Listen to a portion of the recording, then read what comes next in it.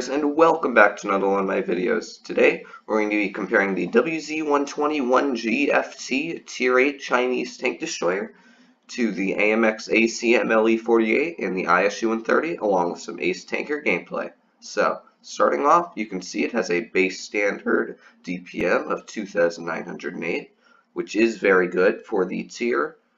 And the AMX has an average 2,375, but you do need to remember that this is not a premium.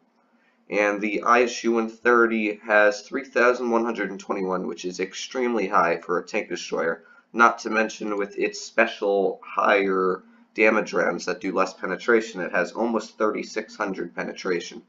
So, you can see that the penetration on this tank is 248. Which is not nearly as good as the AMX's 260, but it is way better than the ISU-130's 230, judging that the ISU-130 does not get Pramo, where its pen goes down to 195, and the AMX and the WZ do, having a penetration of 310 and 320. The shell velocity on these tanks standard is 1,000, 1,067, and 870. And the WZ does have a very good shell velocity, but again, the AMX just has that little edge over it. The aiming time, however, on the WZ is way better than the ISU-130 and the AMX.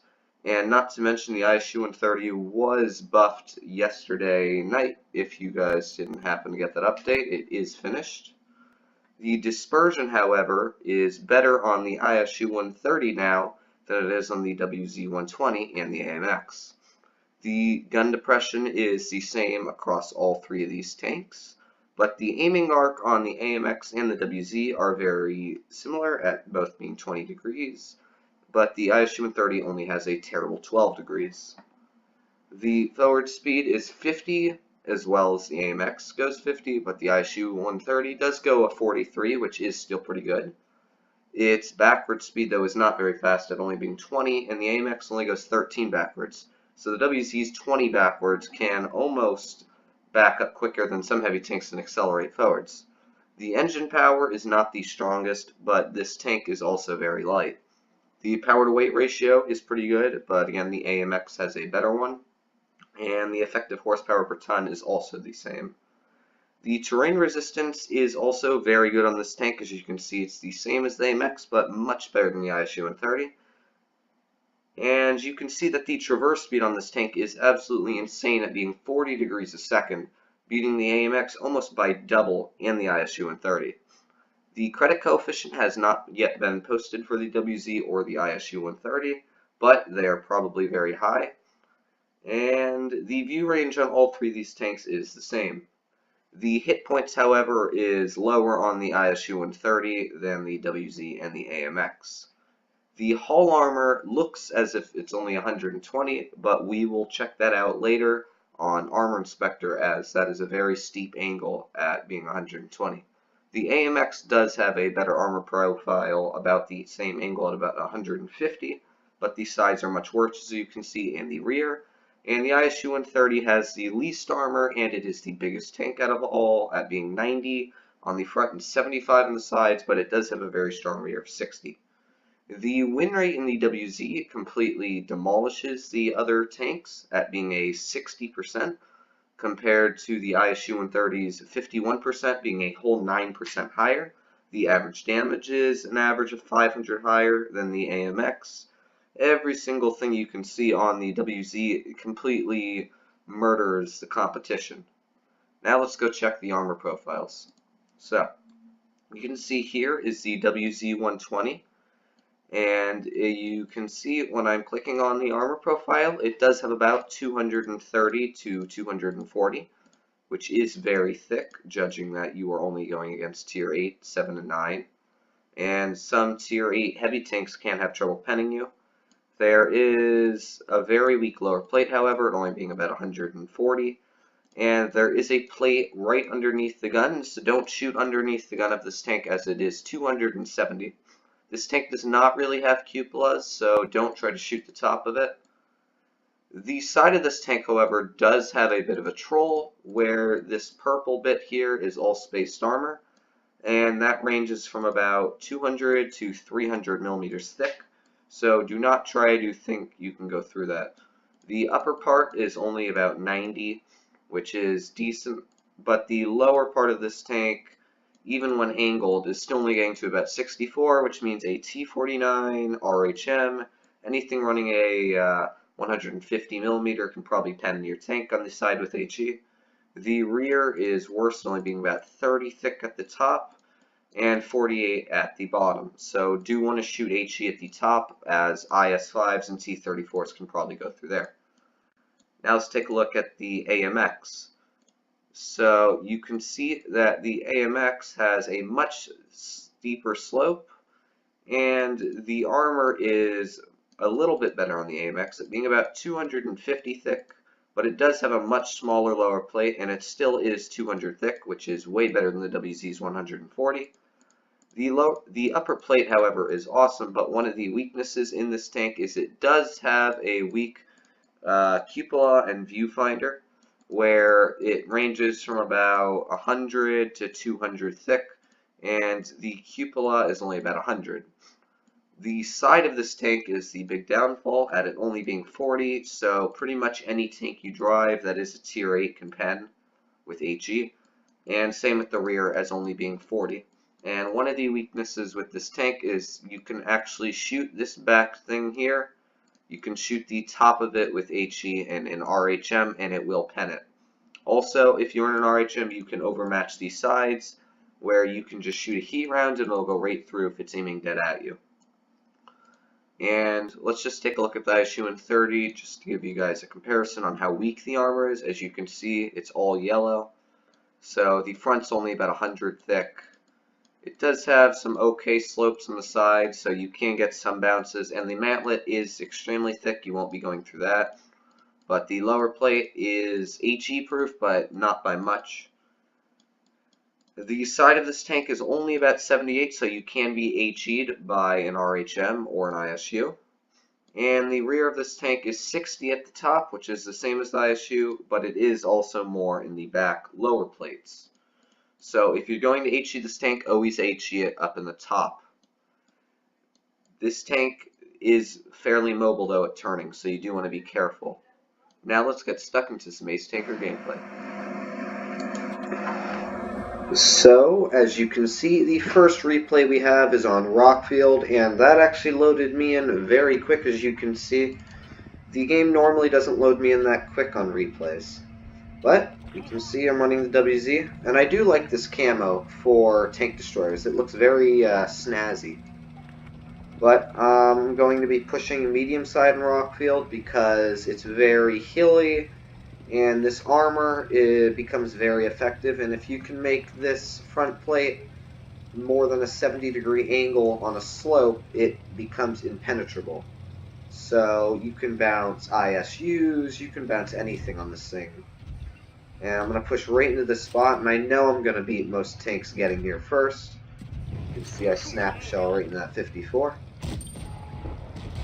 And I would like to add that Wargaming did nerf the aiming time on this tank and dispersion on the move, because this tank was just too good at what it did. It had too much mobility, too much firepower, and too quick of an aiming time, to where it was making this tank almost an unfair match against any other tier 8 and even some tier 9s. So they did nerf the dispersion. As you can see, the aiming circle becomes much bigger as you turn, causing some shells to miss. But the dispersion does not miss when I aim in on this ISU, and I get this lovely shot right into the top of this tank, which I don't even know how that hits. And now I'm going to be pushing up on this Dracula that I see here. Now, when I drive up here, you can see my gun dip down, so I tried to drive forwards and get the gun to dip down, as you can see, but that didn't work out too well. I do see that the AT over there is not focusing me. I see the Dracula running. I want to get this IS, but I can't.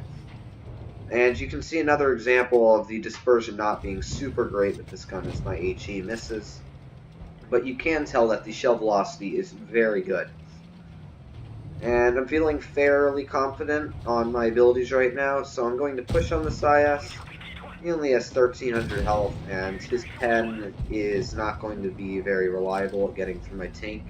Even if he loads APCR, he still has a rough chance of getting through. And I have no clue how that shell bounced, by the way. That was just a fluke, and I was kind of annoyed at the game at that time. Do you see the AT-15? I was a bit worried that that AT was going to come after me, but I guess he was just sitting there. So I'm going to just wipe out this IS. I'm surprised I didn't put on my fast reloader, to be honest. It would have been much more effective. So I see the AT, and he makes a very dumb decision of turning around, which gets him shot by every single tank, as you can see, me including. By the way, this camo, if you own it on any of your tanks, is a very smart decision, just because it was very hard to tell if I could actually pen him with high explosive there. And now you can see right off the bat that my mobility is keeping me just going as fast as this Pershing. And the Pershing actually misses, so I swap around the corner, I do a little slide, and I snap the shell right into him, and I ran for more. And you can see, the first game did do pretty well. I blocked 2,105 damage that game, and some of those shells were some big meaty guns.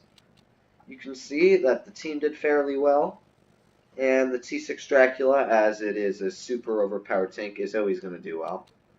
I fired 14 shots, and 10 of them penetrated, only one bounced, which was on that IS. You can tell that this gun does have some problems with its dispersion on the turning, as the circle becomes much bigger, but its aiming time is still amazing, as we went over, so it is very good. I bounced 6 shots, and only one of them penned me. And I guess we'll start up the second replay now. So, in the second replay, you can see we are on Normandy, and we're against some fairly easy tanks for me to kill. We're against an AMX, an IS-5, a Yag Panther, Scorpion, T-49, Helsing, and T-25 too.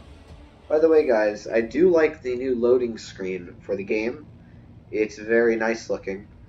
And if you pay attention on this map, there's a little bit of an Easter egg where, I'm not sure if it's one of these two planes, but one of the planes gets shot down and it crashes right into the dirt up here. And yeah, there it is. You guys can see the plane. It actually crashes into the dirt and it becomes an obstacle on the map, which is very cool, and I like that Wargaming did that. I do really love this D-Day map. It's very good for gun depression tanks. If you're a big heavy tank, you can go run it up the hills. And I think it's just a very strong tank. I mean, strong map for this tank. You can see, though, I do not want to pull out, as there are 5 tanks aiming at me. And I got a very lucky pen, as the armor on that tank was pretty red, and I'm very surprised it actually went through. I was thinking about pushing on that Scorpion, as you see me loading HE. I go back to AP, though, as I do see the 49, so I do want to be careful, not want to let him see my side, but I loaded an HE. Hit him for 519, still making sure that T-49 can't do much. If you didn't know, a T-49 cannot pen you anywhere on the front of the tank. It has, like, literally a 0% chance. Its best option would be the HEU, but that's a stretch. I do get hit in the rear, and I have to repair my tank, but that's all good. Put on my fast reloader. He's on the clip reload, so he's dead. And I don't know, guys, you tell me, but this WZ is way too good. It's just that it can turn 40 degrees a second, and I have my equipment up maxed. It can turn up to 51 degrees a second, making this tank extremely unfair at being flanked, because you can turn this entire tank around in a circle in about 4 seconds. You can make it a complete turn, 360 degrees, which no light tank can circle you in 360 degrees that quick. But anyways, you can see me. I try and track that IS-5, try and help my Yag Panther up here. And I'm trying, but unfortunately he does die from the T-25 too. He gets a nice shell right into his lower plate. And now this is about the ideal situation for this tank, because I am just going to murder this IS-5. This tank's reload is about 8.9 seconds, and the IS-5's is at 12.7 with calibrated, so I can out damage permit that IS-5 by quite a bit, and I have quite a bit more upper plate armor. So as you can see, I only blocked 1,000 damage that game, but I did break 4,000, which is very healthy for this tank. As you can see, I did get the mastery, 4,000 damage, 103,000 credits, and that is without any boosters. Yes, as you can see, that is without any boosters, so that is a lot. That was 12 shots fired on all 12 penned, including the HE, which is very good. And as you can see, we just murdered every tank that went against us. They didn't even have a chance. And yeah, this tank is just so strong at what it does. Like, look at it compared to the team. Their team didn't even have a chance against this thing. Do I think the Scorpion is worth it? Yes. If this tank comes out for $100, buy it. If this tank comes out for any amount of money below $100 or $100, buy it. I don't think it'll be out in the Blitz Fair this year, but it will be out again, and Wargaming might even increase the price of it just because of how good this tank is. But other than that, guys, I'll see you guys in my next videos.